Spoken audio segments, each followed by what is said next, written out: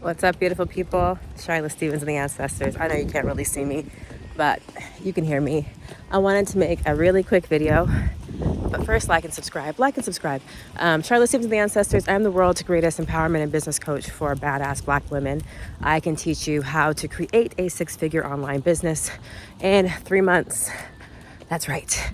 I specialize in coaching and consulting because the overhead is very low and anybody can do it. But this video is about my mental health. This video is about being bipolar and how confusing it is. So quick side note, having my own business has really allowed me to be as well and healthier than I've ever been in my entire life, right? So my condition was made worse by working on the plantation, not getting enough sleep, not having enough money, being stressed out, because stress, sleep deprivation, these are some of the things that can really make your bipolar worse. So thank God I have all the time now to take good care of myself. I'm currently on one of my infamous nature walks or walking around the neighborhood. I'm always focused on the nature, whether I'm in a residential neighborhood or in some actual nature, I'm still focused on the nature, so it's a nature walk. And I'm so grateful I have time to do this. Like I remember jobs where it's like I would spend all my daylight hours in the damn job. I would arrive at night, I would leave at night, especially in the winter, right, where the sun starts to go down earlier. And it just really negatively impacted my mental health. So, all right, I wanted to talk about bipolar. I have bipolar too. People don't really understand bipolar. They throw around the term really loosely, really casually. I was definitely guilty of that as well before I was diagnosed, probably still do. But we shouldn't, because it's real. And I am one of the millions of people who are affected. And I can talk openly about it because I've accepted my condition. But it took a long time, right? It was definitely took a long time. So I want to speak about that. Here's what happens for me. When I am depressed, because for me, my bipolar manifests as suicidal, depressed, don't want to do anything, nothing matters, hate everybody, fuck everything, right? Which I know, hard to believe. This is why it's difficult to not even just diagnose, but to accept. Because when I'm in a good space, I can't identify with that Sharla. Like, what? Why do I want it in my life? Like, I'm too cute to die. Like, why would my mind be there? Like, did that even really happen?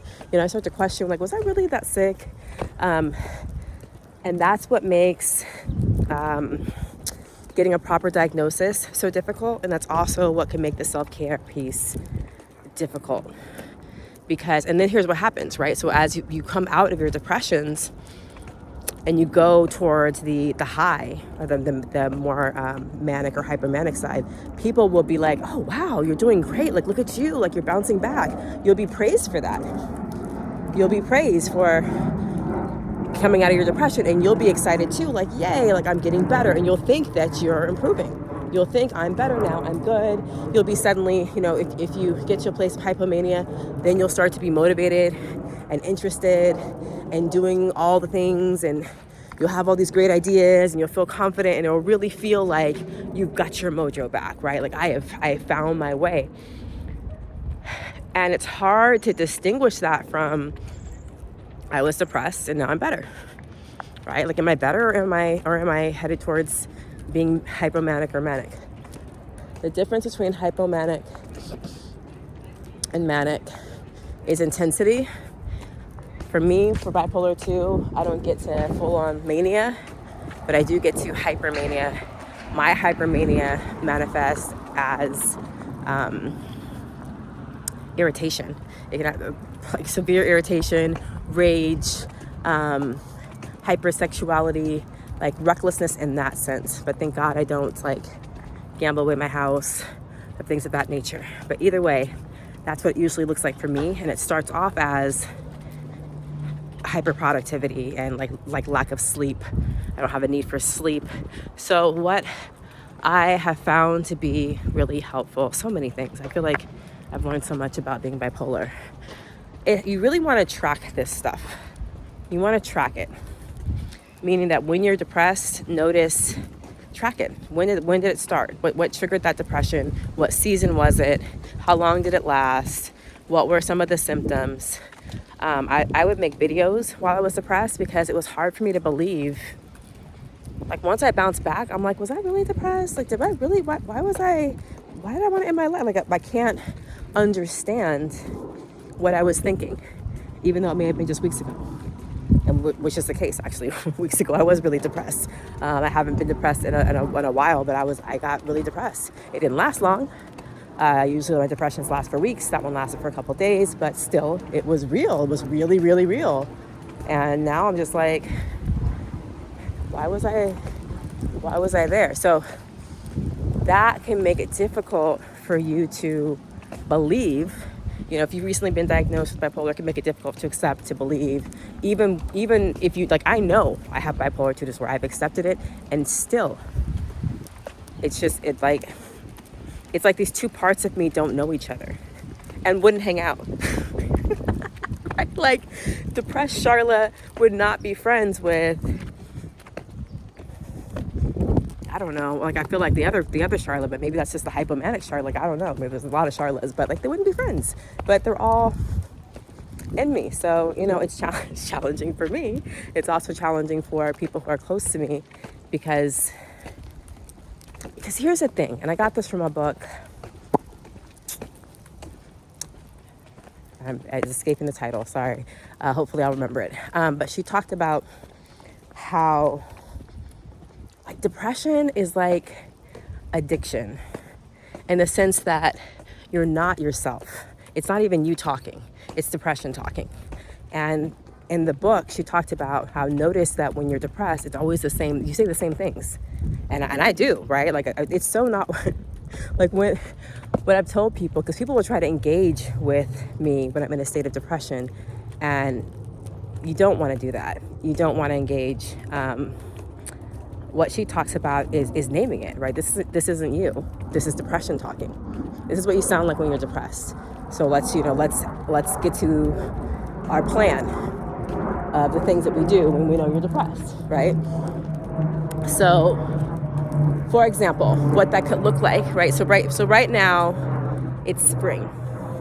It's starting to get warmer, the day's getting longer, and so what happens for me in the spring is this is typically when hypomania wants to show up. This is when I want to stay up late, I want to start writing a book, and I'm going to start a podcast, and let's work on my website, and let's, like all the things, right? I want to do all the things. I want to do them all now. I want to initiate every brilliant idea. Like, let's go. And sometimes, I am producing great stuff. I am actually, producing great content, but that's not the point. The point is that it's not healthy. And so I started to notice signs. So one sign is, I don't want to sleep, right? I don't want to sleep. I'm not tired. Why can't we just stay up and learn some new information? Why can't we just stay up and work on this? Like, why I gotta go to sleep? And so that was I had that experience of I don't want to go to sleep, and I was like, uh-oh, right? And then starting to see I have this new passion for working on my business where I've been kind of tired. Like, I've not been feeling it for a couple months, but now it's like, yes, let's go. And part of it is I've been seeing results, right? Things have been working out, but I have to step back. And the thing is that our society rewards manic behavior. Our society rewards manic behavior. Just like I said, when you come out of depression and you start to, because the mania starts to bring you up, people will be like, oh, look at you. You're bouncing back from your depression. That's great, right? And if you want to start 50,000 projects and work all night, people are like, oh, that's awesome. Good for you, right? And it's like, so you have to know thyself. You have to be able to pan out and notice your behaviors. You have to be able to pan out and notice your patterns. So I know that in the spring, I tend to get more manic. I know in the summer, I get mixed episodes. Mixed episodes are a mixture of depression and mania. Those are very dangerous. They're actually some of the most dangerous episodes you can have. And the reason why is because you have the energy behind your depression. So depression, a lot of times, is just a loss of interest in anything and everything, right? Like, just, I don't want to do nothing. I don't even have the energy to end my life. If I could just lie here and wither away, right? Like, that would work. But depression is generally like, I can't move. It's a trip, y'all, because if I didn't experience it myself, I wouldn't believe it. And the thing is, this is the whole point of this video. The whole point of this video is that I do experience it myself, and sometimes I still don't believe it. So when I am in a state of depression, I can't move. And I know it's like, what the fuck is that? Like, of course you can move. My body feels different. I don't even know how to describe it, because I know what it feels like, in the sense that my body feels heavy, like literally feels heavy. And the most basic things are so much energy. The most basic things, like just like, oh, I'm gonna get out of bed, I'm gonna wash my face, right? Like I'm gonna take a shower, I'm gonna brush my teeth. Like, that's so much. That's like the longest list when in a state of depression. It's just like, what? I can't do all that. I can't do all those things. You're asking too much. I'm just gonna sit here in this bed and hope that I disintegrate. So that's depression. And the thing about it, a mixed episode. So when you have that like hypomanic or manic rage, irritation, frustration, like when the hypomania is like this extreme irritation. It's like PMS. It's like PMS times, I don't know, a gazillion. Like, sounds irritate the hell out of you. Everyday sounds that normally wouldn't bug you. Like the sounds of birds chirping, whatever. It's like, oh my God, like that bird is like trying to grate my nerves. Like everything is super irritating. Nobody can do anything right. I get super perfectionistic. I'm mad at everyone, frustrated. Like, nobody's moving fast enough. Like, just, I can't describe the level of just irritation, and it just doesn't matter. Like, so all of this happens, or really it manifests when I'm very, very tired, when I'm very, very stressed, when I'm financially worried, right? Then these symptoms show up. So the mixed episodes are a combination of that irritation and that depression. And that's why they're so dangerous, because you're more likely to complete a suicide under a mix, in a state in a mixed state. So that's something that is more prevalent for a lot of people in the summer. And then I know that in the winter, I tend to get more depressed. So just that, like, I know that in the winter, I cannot just sit in my sweats all day. So I'm going to share some tips for me that I know work for me. I was really resistant to this, but getting on a routine is really necessary. The way that I made myself adhere to this is I really am resistant to the idea of medication. I treat my bipolar without medication, which is another reason why it requires a lot of time, a lot of energy, and it's very expensive. But I told myself, either you stick to this routine, or I'm gonna put you on medication. And that was all I needed for me to be like, all right, we're gonna walk every day, we're gonna watch our diet, right?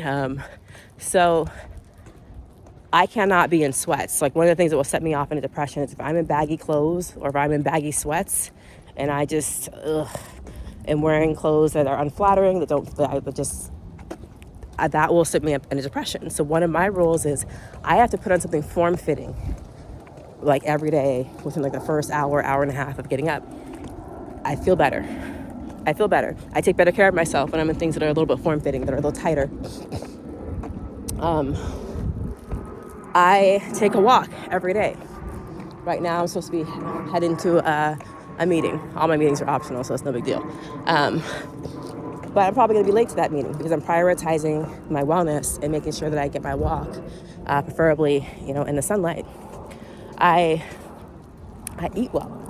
So, when I was not treating myself well, I was eating a lot of bullshit food, right? Things that were processed, things that weren't good for me. And now I make sure that my diet is bipolar friendly.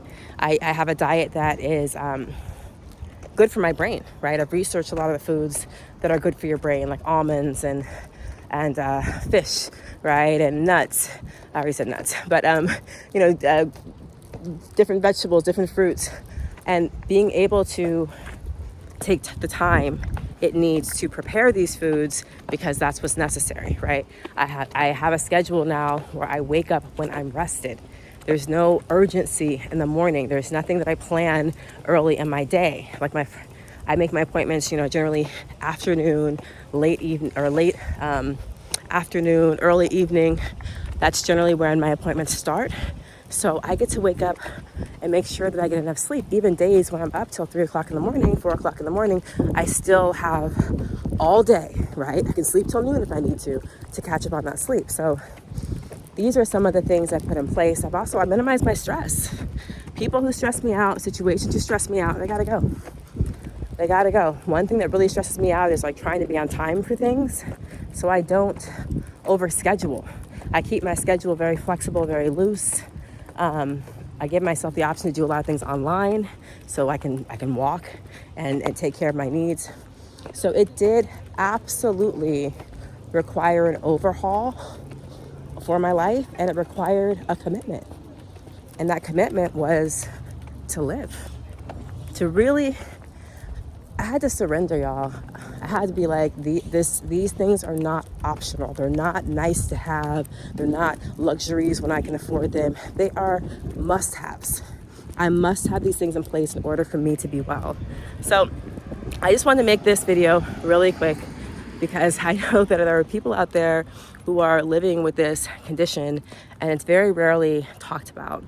So again, I'm talking about bipolar 2 disorder. Bipolar 1, there's other forms of bipolar, but I don't know them as well because I know the one that I have. And it can be really confusing when you come out of a depression and you're starting to come up and feel really good and feel really confident, feel really productive, and not recognize that as a symptom. There's no shame in having this condition, just like there wouldn't be any shame if you had diabetes or cancer, right? But it's about accepting it, managing it, and recognizing your patterns. Notice how the seasons impact you. Notice how sleep deprivation impacts you. Notice what things stress you out. Notice your triggers. You have to know your triggers so that you can then take the best care of yourself, and then know that your condition is real. Record yourself if you need to so that you can see the contrast, and love all parts of you. Love all parts of you. This is SharlaStevens, the Ancestors. Just wanted to talk about mental health and share my experience with the bipolar 2 disorder, and taking off. All right, bye. Hit me up if you ever need some coaching, or if you want to learn about how you can make your own 6-figure online coaching or consulting business in 3 months. Highly recommend this for the neurodivergent because it allows you to live life on your terms and take excellent care of yourself.